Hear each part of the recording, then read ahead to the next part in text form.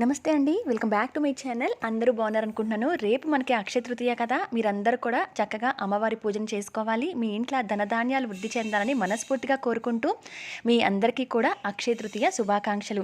అయితే ఈ వీడియోలో పూజా పీఠాన్ని ఏ రోజున కదిలించాలి, అలాగే అక్షయ పాత్రని ఏం చేయాలి, ఎక్కడ పెట్టాలి, అక్షయ పాత్ర కానీ, కుబేర కుంచం కానీ, కుబేర కుండలు కానీ పెట్టుకోవడానికి ఆనవాయితీ ఉండాలా, అలాగే ఉప్పు దీపం వెలిగిస్తే గనక ఉదయమా, సాయంత్రం వెలిగించాలా, ఇవన్నీ ఎన్నో సందేహాలు ఉంటూ ఉంటాయి కదా! వాటన్నిటికీ కూడా క్లారిటీ ఇస్తూ ఈ వీడియోని నేను షేర్ చేస్తున్నానండి. అంతేకాకుండా ఒకవేళ మీకు అక్షయ తృతీయకి ఇప్పుడు పూజ చేసుకోవడం కుదరకపోతే మళ్ళీ ఈ పూజని ఏ రోజున చేసుకోవచ్చు అనేది కూడా ఈ వీడియోలో షేర్ చేస్తాను. ఎక్కడా కూడా మిస్ అవ్వకుండా వినండి. పూర్తిగా మీకు ఉన్న సందేహాలన్నీ కూడా తీరిపోతాయి ఈ వీడియో వల్ల. ముఖ్యంగా వచ్చేసి అక్షయ తృతీయ ఈసారి మనకి ఎంతో విశేషంగా శుక్రవారం కలిసి వచ్చింది, మే 10వ తారీఖు. మరి ఈ అక్షయ తృతీయకి తప్పనిసరిగా అందరం కూడా ఆనవాయితీతో సంబంధం లేకుండా పెట్టుకునేది అక్షయ పాత్ర. అక్షయ పాత్ర ఎందుకు పెడతాము అని అంటే అక్షయం అంటే క్షయం లేనిది, తరిగిపోనిది అని అర్థం. కాబట్టి మన ఇంట్లో ఏవైతే వీటిల్లో వస్తువులు వేసి పెడుతున్నామో అవన్నీ కూడా మన ఇంట్లో తరగకుండా ఉండాలని కోరుకుంటూ చేసుకునేది. కాబట్టి అది ప్రతి ఒక్కళ్ళు కోరుకునేదే. ధనధాన్యాలు మన ఇంట్లో ఎప్పుడూ తరిగిపోకుండా ఉండాలి, ఎప్పుడు వృద్ధి చెందుతూ ఉండాలని ప్రతి ఒక్కళ్ళం కోరుకుంటాం కదా. కాబట్టి అక్షయ పాత్రని పెట్టుకోవడం కోసం ఎటువంటి ఆనవాయితీ అవసరం లేదు. అక్షయ పాత్రని అయితే పూజ చేసిన రోజు ఒక రోజంతా నిద్ర చేయాలి అని అంటారు. అంటే ఆ పూజ చేసిన రోజు ఆ అక్షయ పాత్రని అక్కడే ఉండనివ్వాలి. ఒక రోజంతా అలానే ఉండనిచ్చి మరుసటి రోజు మీరు తీసేయచ్చు. అయితే దేవుని పూజ నిత్య పూజా గదిలో మీకు పెట్టుకునే వెసులుబాటు ఉంటే గనక మీరు అక్కడే వదిలేయచ్చు. లేదంటే గనక తీసి బీరువాలో కూడా పెట్టుకోవచ్చు. అలాగే ధనలక్ష్మి కుంచం కూడా, ఈ ధనలక్ష్మి కుంచం కూడా ఆ రోజంతా కూడా అక్కడే ఉంచేసి మరుసటి రోజు మీరు దేవుని పూజా మందిరంలో వదిలేయచ్చు. ఒకవేళ మీరు పూజకి అలా పర్టికులర్గా పెట్టుకోవడానికి మాకు ప్లేస్ లేదు అనుకున్న వాళ్ళు అమ్మవారికి ఉద్వాసం చెప్పి తీసేసిన తర్వాత ఈ వస్తువులన్నీ కూడా తీసి సర్దేసుకొని మళ్ళీ మీరు ఎప్పుడైతే పూజ చేసుకోవాలనుకుంటున్నారో విడి శుక్రవారాలు కూడా పెట్టుకునే వీలుంది కాబట్టి అప్పుడు మళ్ళీ ఏర్పాటు చేసుకొని పెట్టుకోవచ్చు. ఇలానే తప్పనిసరిగా పూజా మందిరంలో వదిలేయాలని ఏమీ లేదు. అలానే మీరు వెసులుబాటు ఉంటే కనుక అలానే ఉంచి పూజ కూడా చేసుకోవచ్చు. అయితే ఈరోజు లక్ష్మీ కుబేర పూజ అనేది చేస్తూ ఉంటాం. ఆ కుబేర స్వామి వారిని ఎందుకు పూజించాలి ఏంటని కూడా నేను వీడియోతో పెట్టున్నాను, ఒకసారి చెక్ చేయండి. ఆ మంత్రాలు కూడా డిస్క్రిప్షన్లో ఇచ్చాను, ఒకసారి చెక్ చేయండి. అవి చదువుకుంటూ పూజ చేసుకోండి. మీరే చాలా మంచి మార్పు అనేది మీ ఇంట్లో చూస్తారు. ఈ కుబేర యంత్రాన్ని కూడా తప్పనిసరిగా గీసుకోవాలి. ఒకవేళ మీకు ఇలా ఒక పీఠం మీద గీసుకోవడానికి లేకపోతే ఒక చిన్న పేపర్ మీద రెడ్ కలర్ పెన్తో రాసుకొని అక్కడ పూజ దగ్గర పెట్టేసి ఆ పేపర్ని ఆ పూజ దగ్గరే ఆ పేపర్లో పూజ అయితే చేసుకోండి. అది చాలా మంచిది. ఈ విధంగా కుబేర కుండలు కానీ, ధనలక్ష్మి కుంచం కానీ, అక్షయ పాత్రకు కానీ ఎటువంటి ఆనవాయితీతో పనిలేదు కాబట్టి ఇవన్నీ కూడా మీరు చక్కగా ఏర్పాటు చేసుకొని పూజ అనేది చేసుకోండి. అయితే ఉప్పు దీపాన్ని వెలిగించినప్పుడు మళ్ళీ ఈవినింగ్ కూడా అదే ఉప్పు దీపంలో వెలిగించచ్చా అని అడిగారు కదా.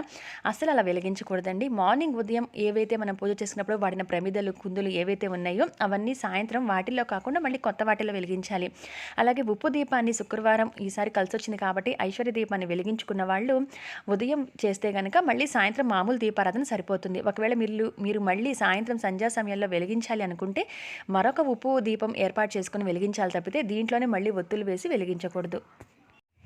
లేదంటే గనక ఈ ప్రమిదలు ఏవైతే ఉన్నాయో ఆ ప్రమిదల్ని పక్కన పెట్టేసి మళ్ళీ కొత్త ప్రమిదల్ని, అంటే ఏదైనా వాడిన ప్రమిదలని పర్లేదు, ఫ్రెష్గా ఉన్న ప్రమిదల్ని మళ్ళీ అలంకరించుకొని ఈ ఉప్పు మీదే పెట్టి మళ్ళీ మీరు దీపారాధన చేయొచ్చు. కానీ ఆ ప్రమిద అంటే వాడిన ప్రమిదలు కానీ, దీపారాధన చేసిన ప్రమిద కానీ, ఒత్తులు కానీ వాటిలో నూనె వేసి మళ్ళీ వెలిగించకూడదు. కాబట్టి మీరు ఈ విధంగా అయితే ఉప్పు దీపాన్ని అయితే వెలిగించుకోవాలి. ఇక వచ్చేసి మంగళకరమైన వస్తువులు అన్నీ తప్పనిసరిగా ఉండాలా పూజలో చూపించిన విధంగా, అవి లేకపోతే ఎలా అనేది డౌట్ చాలా మందికి రావచ్చు. ఎందుకంటే అందరి దగ్గర కూడా అన్ని వస్తువులు ఉండవు కదా. ఇది నేను వీడియోలో కూడా చూపించానండి, చెప్పాను కూడా. మంగళకరమైన వస్తువులు మన దగ్గర ఏవైతే ఉంటాయో అవే ఆ తల్లికి సమర్పిస్తాం. అవి పసుపు కొమ్ములు కావచ్చు, చిట్టి గాజులు, లక్ష్మీ గవ్వలు, తామర గింజలు ఏవైనా మీ దగ్గర ఏవైతే ఉంటాయో అవే సమర్పించండి. వీటితోనే చేయాలని ఏం లేదు. మీ దగ్గర ఏమీ లేకపోతే అక్షింతలు ఇంట్లో కలుపుకోగలిగేవే కదా. కాబట్టి మన దగ్గర ఉండే బియ్యంతో కలుపుకునే అక్షింతలు కాబట్టి చక్కగా ఎరుపు అక్షింతలుతో కలుపుకొని పూజ చేసుకోవచ్చు. కుంకుమతో కలుపుకునే అక్షింతలు. అలాగే వచ్చేసి మనకి కుంకుమ అనేది నిత్యం మన ఇంట్లో ఉంటుంది. ఆ కుంకుమ పూజ చేసుకోవచ్చు అమ్మవారికి. మనం చేతికి వేసుకునే పెద్ద గాజులు కొత్తవి తెచ్చుకొని ఇంట్లో ఉంటే కనుక వాటిలతో చేసుకోవచ్చు. ఇలా మంగళకరమైన వస్తువుల్లో ముఖ్యంగా చెప్పేది పసుపు కొమ్ములు. పసుపు కొమ్ములు కూడా మనకు బయట దొరికేవే, అటువంటివి తెచ్చుకోండి. ఒకవేళ మీ తామర గింజలు, లక్ష్మీ గవ్వలు ఇవి కొంచెం గోమ చక్రాలు రేట్ ఎక్కువ, మేము కొనుక్కోలేము అనుకున్న వాళ్ళు వీటితోనే అమ్మవారికి పూజ అనేది చేసుకోండి. ఇక వచ్చేసి నాన్ వెజ్ తినకూడదు, వండకూడదా అనేది ముఖ్యంగా మనం ఇటువంటి ప్రత్యేకమైన రోజుల్లో అమ్మవారికి పూజ చేస్తున్నప్పుడు నాన్ వెజ్ తినకుండా ఉండటం, ఆ ఇంట్లో ఆ రోజున వండకుండా ఉండటమే మంచిది. మళ్ళీ పీఠం కదిలిచి అమ్మవారికి ఉద్వాసన చెప్పే వరకు కూడా నాన్ వెజ్ తినకుండా ఉంటేనే మంచిది. ఇక పీరియడ్ 5th డే ఆడవాళ్ళకు ఉండే సమస్యలో పీరియడ్ అనేది సహజంగా వచ్చేది కాబట్టి మనము 5th డే అయితే పూజ చేసుకోవచ్చు. పీరియడ్ తాలూకు సాధ్యమైనంత వరకు మనకి ఏదైతే జరుగుతూ ఉంటుందో అది లేకుండా ఉంటే గనక మీరు 5th డే కూడా మళ్ళీ తలస్నానం చేసేసి 5th డే పూజ అయితే చేసుకోవచ్చు. ఈ కుబేర కుండలు అలాగే అక్షయ పాత్రలో వేసిన వస్తువులన్నిటిని కూడా ఏం చేయాలి అనేది మనము ఈ విధంగా ధాన్యము, బియ్యము, డబ్బులు అలాగే ఇంకేదైనా నవధాన్యాలు కానీ, పప్పు దినుసులు కానీ ఇవన్నీ వేసి మనం ఏర్పాటు చేసుకున్న అక్షయ తృతీయ పూజ చేస్తున్నప్పుడు ఇవన్నీ తిండికి పనికొచ్చే పదార్థాలు, అలాగే మన ఆరోగ్యానికి సహకరించే పదార్థాలు కానీ ఇవన్నీ ఏవి కూడా వేస్ట్ చేయకుండా మనం అక్కడ అమ్మవారి దగ్గర పెట్టి మన ఇంట్లో వృద్ధి చెందాలి, ధనధాన్యాలను కోరుకుంటూ పెట్టుకున్నావు కాబట్టి ఇవన్నీ తప్పనిసరిగా మళ్ళీ మనం తిరిగి ఇంట్లో వాడుకోవచ్చు. కందిపప్పు అవి మళ్ళీ ఇంట్లో నార్మల్గా వాడేసుకోవచ్చు. బియ్యం అవి వండుతున్నప్పుడు మాత్రం ఏదైనా నాన్ వెజ్ వండని రోజు అవన్నీ కూడా వండుకుంటే చాలా మంచిది. అలాగే ఏదైతే మీరు ఇలా డబ్బులు కాయిన్స్ పెట్టుకున్నారో పూజలో వాడిన కాయిన్స్ అయితే మళ్ళీ మీరు దాచుకొని పూజకు వాడుకోవచ్చు. ఇలా కుబేర కుండలో వేసిన కాయిన్స్ కానీ, అక్షయ పాత్రలో వేసిన డబ్బులు కానీ ఏంటంటే మీరు అక్షయ పాత్ర పెట్టుకోవడానికి కంటిన్యూగా పెట్టుకోవడానికి అవ్వదనుకున్నప్పుడు ఆ డబ్బులు తీసేసి ధనం నిల్వ ఉండే చోటైతే పెట్టుకోండి. ఉప్పు దీపం వాడిన ఉప్పు కానీ, అక్షయ పాత్రలో వేసిన ఉప్పు కానీ మేము ఆచి తీసేయాలి అనుకుంటున్నాం అనుకుంటే గనక ఆ ఉప్పుని వాటర్లో కలిపేసేసి ఆ వాటర్ని ఎవరు తొక్కని ప్రదేశంలో పచ్చని చెట్టు మొదట్లో వేస్తే ఇంకా మంచిది. ఈ కుబేర యంత్రాన్ని గీసుకున్న వాళ్ళు కూడా వాష్ చేసేటప్పుడు కూడా షింకిల్ కింద పెట్టి అలా వాష్ చేయకుండా ఈ కుబేర యంత్రం గీసుకొని పూజ చేస్తాం కాబట్టి అన్నీ సర్దుకున్న తర్వాత ఈ కుబేర యంత్రాన్ని ఒక బౌల్లో వాటర్ తీసుకొని ముందు దాంట్లో కడిగేసిన తర్వాత ఆ వాటర్ని కూడా పచ్చని చెట్టు మొదట్లో అయితే వేసేయండి. అలాగే ఎన్నో మంత్ ప్రెగ్నెంట్ వరకు ఉంటే పూజ చేసుకోవచ్చు. సహజంగా చాలామందికి 7th మంత్ లోపు ఉన్నంత వరకు కూడా పూజ చేసుకోవచ్చు. 7th మంత్ కంప్లీట్ అయితే పూజకు పనికిరారని అంటారు. కొంతమందిలలో 5th మంత్ వరకు మాత్రమే చేస్తూ ఉంటారు. అది మీ ఇంటి పద్ధతిని బట్టి చూసుకోండి. మీకు 7th మంత్ వరకు ఇంట్లో పూజలు చేసుకునే పద్ధతి ఉంటే కనుక ఏం పర్లేదు. 7th మంత్ నిండే వరకు కూడా మీరు అక్షయ తృతీయకి లక్ష్మీదేవి అమ్మవారికి పూజ చేసుకోవచ్చు. ఒకవేళ మీ ఇంట్లో ఫస్ట్ నుంచి 5th మంత్ వరకు మేము పూజలు చేస్తాము, ఆ తర్వాత దేవుడి దగ్గరికి పూజలకు వెళ్ళము అనుకున్న వాళ్ళు 5th మంత్ లోపల ఉన్న వాళ్ళే చేసుకోండి.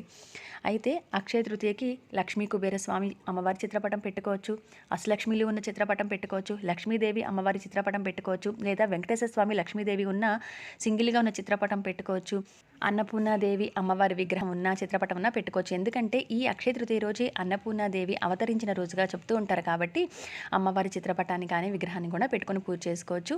మనం చేసుకోవాలి అమ్మవారికి భక్తి శ్రద్ధలతో అనే సంకల్పమే గొప్పది కాబట్టి అమ్మవారిని ఏ రూపేణైనా పూజించుకోవచ్చు. మార్నింగ్ చేయాలా, ఈవినింగ్ చేయాలా ఈ పూజ అంటే బ్రహ్మముహూర్తంలో చేస్తే చాలా మంచిది. లేదా మార్నింగ్ మనం ఉదయం ఎప్పుడు నిత్యంగా పూజలా చేసుకుంటాం అలా చేసుకోవచ్చు. ఒకవేళ ఉదయం కుదరకపోతే ఈవినింగ్ సంధ్యా సమయంలో చేసుకున్నా కూడా చాలా మంచిది. ఏటి సూతకంలో ఉన్నవాళ్ళు చేసుకోవచ్చు. అంటే నిత్య పూజ చేసుకునే వాళ్ళకి కొన్ని పట్టింపులు అనేవి ఉండవు. కానీ ఎప్పుడో ఒక్కసారి మాత్రమే పూజ చేసుకునే వాళ్ళు సహజంగా గుడికి వెళ్ళడం కానీ, పూజలు చేయడం కానీ, వ్రతాలు చేయడం కానీ చేయిస్తూ ఉండరు కాబట్టి అటువంటి వాళ్ళు ఏటి సూతకం అంటే సొంత ఇంట్లో వాళ్ళు చనిపోతే కనుక వాళ్ళ ఏటి సూతకం ఉంటుంది. అటువంటి వాళ్ళు పూజ చేయకపోవడమే మంచిది. మనస్ఫూర్తిగా అమ్మవారికి నమస్కారం చేసుకోండి. అలాగే ఏటి సూతకంలో ఉండి కూడా నిత్య పూజ మానని వాళ్ళు ఎవరైతే ఉన్నారో వాళ్ళు మామూలుగా పూజ అయితే చేసుకుంటూ ఉంటారు కాబట్టి ఆ విధంగా అక్షయ తృతీయ కూడా వాళ్ళు చేసుకుంటూనే ఉంటారండి. అది మీ ఇంటి పద్ధతిని బట్టి ఉంటుంది. ఒకవేళ మీకు ఈ అక్షయ తృతీయకి మీకు కుదరని వాళ్ళు ఎప్పుడు చేయాలి అంటే మళ్ళీ మనకి ఈ వైశాఖ మాసంలో వైశాఖ పౌర్ణమి రోజు ఎంతో విశేషంగా చేసుకోవచ్చు. ఆ రోజు చాలా మంచిది. వైశాఖ పౌర్ణమి లక్ష్మీదేవి పూజ చేసుకుంటాం కనుక వైశాఖ పౌర్ణమికి మళ్ళీ అక్షయ తృతీయకి ఏ విధంగా అయితే చేసుకుంటామో ఆ విధంగా చేసుకోవచ్చు. లేదంటే కనుక ఈ వైశాఖ మాసంలో వచ్చి ఏ ఒక్క శుక్రవారం అయినా సరే ఈ విధంగా చేసుకుంటే చాలా మంచిది. లేదా విడి శుక్రవారాల్లో కూడా మనం లక్ష్మీ కుబేర పూజ చేసుకున్నా కూడా ఇంటికి చాలా మంచిది. పూజాపీఠం ఎప్పుడు కదిలించాలి అని అంటే శుక్రవారం మనం పూజ చేసుకుంటున్నాం కనుక ఆ రోజు కదిలించాం కదండి, అమ్మవారికి ఉద్వాసం చెప్పి పంపించేయం కాబట్టి శనివారం ఉదయం మళ్ళీ మరొకసారి దీపారాధన చేసుకొని అమ్మవారికి 2 పూలను సమర్పించి పాలు కానీ పండు కానీ నైవేద్యం పెట్టిన తర్వాత ఇక్కడ నేను స్క్రీన్ మీద ఇచ్చిన మంత్రం ఏదైతే ఉందో ఆ మంత్రాన్ని చెప్పుకుంటూ కూడా అమ్మవారిని 3 సార్లు కదిలించి కింద పెట్టి ఆ తర్వాత ఉద్వాసం చెప్పి మీరు దీపారాధన కొండెక్కిన తర్వాత ఈ వస్తువులన్నీ కూడా సర్దేసుకోవచ్చు. ఇంతకు నేను చెప్పినట్టుగా అక్షయ పాత్ర పెట్టుకునే వీలుంటే బీరువాలో పెట్టుకోవచ్చు. పూజా మందిరంలోనే ఆ ధనలక్ష్మి కొంచెం వదిలేసుకోవచ్చు. అలాగా లేదంటే కనుక ఆ సామానాన్ని కూడా సర్దేసుకోండి. దాంట్లో వాడిన బియ్యం కానీ పప్పు దినుసులు మళ్ళీ మీరు ఇంట్లో వాడేసుకోవచ్చు. డబ్బులు అయితే ధనం ఎక్కడైతే నిల్వ ఉంచుతారో అక్కడ పెట్టుకోండి. లేదా మీరు అవే ఎక్కువ కాయిన్స్ పూజకు వాడుంటే కనుక అమ్మవారి అష్టోత్తరం కానీ అలా కాయిన్స్ వాడుంటే ఆ కాయిన్స్ని మళ్ళీ మీరు శుద్ధి చేసుకొని మళ్ళీ పూజలకు కూడా వాడుకోవచ్చు. మన దగ్గర ఫ్లవర్స్ లేకపోయినా, మంగళకరమైన వస్తువులు లేకపోయినా మన దగ్గర నిత్యం ఉండేది బియ్యం, అక్షింతలు కలుపుకోవచ్చు. కుంకుమతో కూడా అమ్మవారికి అర్చన చేసుకోవచ్చండి. మనస్ఫూర్తిగా మన ఇంట్లో అంతా కూడా మంచిగా జరగాలి అని చెప్పి సిరి సంపదలు కలగాలని కోరుకుంటూ అక్షయ తృతీయకి అందరం పూజ చేసుకోవడం చాలా మంచిది. కుబేర కుండలు, అక్షయ పాత్ర, ధనలక్ష్మి కొంచెం అనేది విడివిడిగా పర్పస్ మీద పెడతారా, అన్నీ ఒకటేనా అని అడిగారు కదా. అది ఏంటంటే అక్షయ పాత్ర అనేది అక్షయంగా ఉండాలని పెడతాం. ధనలక్ష్మి కుంచెంలో మంగళకరమైన వస్తువులన్నీ వేసి అవి వృద్ధి కలగాలని కోరుకుంటాం. కుబేర కుండలు కూడా ఏవైతే వేస్తున్నామో అవన్నీ కూడా మన ఇంట్లో ఎప్పుడు నిండుగా నిల్వలు ఉండాలని కోరుకుంటూ ఉంటాం. ఏది ఎలా చేసినా కూడా అవన్నీ మన ఇంట్లో వృద్ధి చెందాలని కోరుకుంటూ ఉంటాం. కాబట్టి మీరు దీంట్లో అన్నీ కూడా ఒకటే. మీరు దీంట్లో ఏవైతే పెట్టగలరో అవి పెట్టి పూజ అనేది చేసుకోండి. అయితే రాగి చెంబుని అక్షయ పాత్రగా వాడవచ్చా అన్నారు. అలా కూడా పెడతారండి. రాగి కోరుతుంది అని అంటారు. అంటే మళ్ళీ మళ్ళీ కోరుతుంది.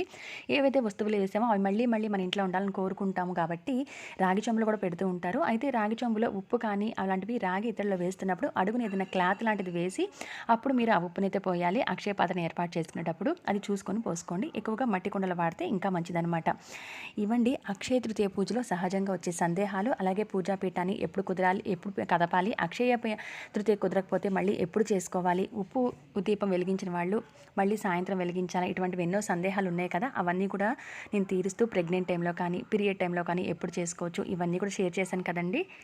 మీకు ఈ ఇన్ఫర్మేషన్ యూజ్ అవుతుందని అనుకుంటున్నాను. యూజ్ అయిన వాళ్ళు లైక్ చేసి షేర్ చేయండి 10 మందికి. ఎవరికైనా డౌట్ ఉంటే కనుక పూజలో ఈ వివరాలు తెలుసుకొని పూజ చేసుకుంటారు.